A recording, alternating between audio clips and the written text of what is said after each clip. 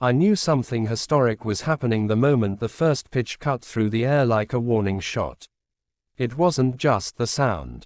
It wasn't just the velocity. It was the feeling. Like the stadium itself sensed a storm coming, and Tarik Skubal was the eye of it.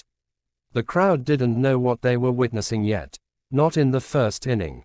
Not with the sun still dipping behind the concourse. But the energy, the silence between pitches, the way every fan leaned forward just a little more, it was all building towards something unforgettable. It all began with a strike that didn't just hit the zone, it carved it open. A fastball painted on the black, humming with purpose, leaving the Guardians' leadoff hitter frozen like he'd seen a ghost.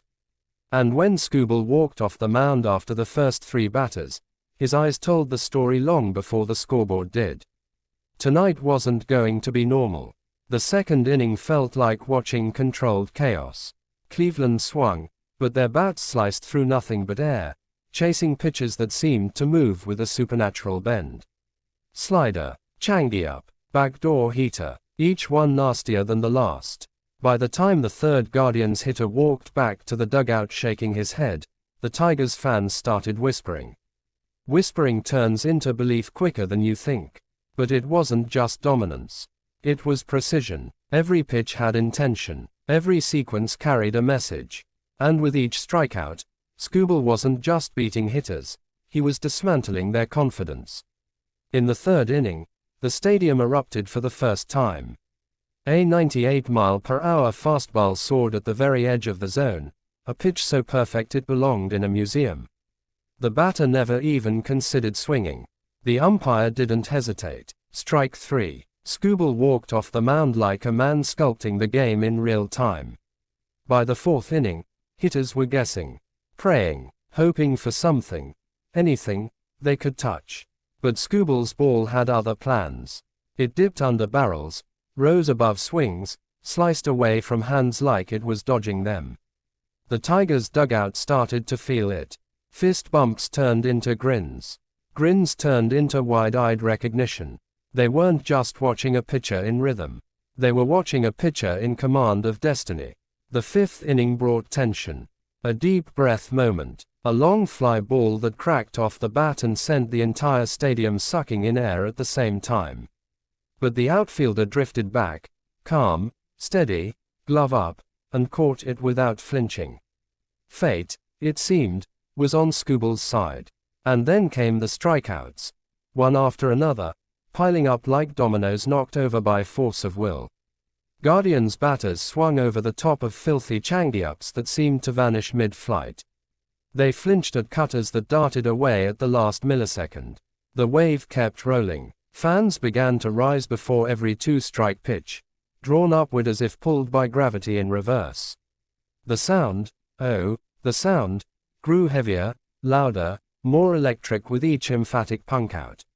By the seventh, even Cleveland's dugout knew something rare was unfolding. The scoreboard told the truth. Efficient, surgical, ruthless. Skubal didn't just dominate, he did it fast. Like a man who didn't need wasted pitches to prove anything. He attacked and attacked and attacked. In the eighth, the stadium went quiet, not out of fear, but out of reverence. Every pitch felt like it carried the weight of the entire season. A ball here, a strike there, and then another punkout. 13. Fans weren't just watching. They were part of it. Breathing with him, rising with him, falling into silence every time he stared in for the sign. The ninth inning felt like a movie scene. The kind where you already know the ending but you're desperate to see how it unfolds. The Guardians looked tired, defeated, outmatched not by luck but by a pitcher-wielding mastery. First out, a ground ball swallowed by the infield like destiny sweeping the path clean. Second out, a helpless swing at a fastball no human had any business hitting. And then, the moment. The last batter stepped in, bat trembling in his hands, eyes searching for a weakness that simply didn't exist. Skubal exhaled. The entire stadium held still. The wind-up, the release, a pitch so pure it felt like it came from a different world. Swing, miss, strike 3. Tarik Skubal had done it. A complete game. A Maddux, 13 strikeouts. Dominance distilled into 9 innings of poetry written in fastballs and sliders. His teammates didn't walk toward him. They sprinted, swarming the mound in celebration. The crowd roared with a force that shook the seats. Skubal didn't scream. He didn't jump. He just smiled. A small, tired, proud smile of a man who had given everything he had and left the field with nothing held back. Because nights like this don't happen often. Nights where perfection and power and purpose collide. Nights where a pitcher doesn't just throw a game. He claims it, reshapes it, turns it into something that will be replayed, retold, and remembered long after the lights fade.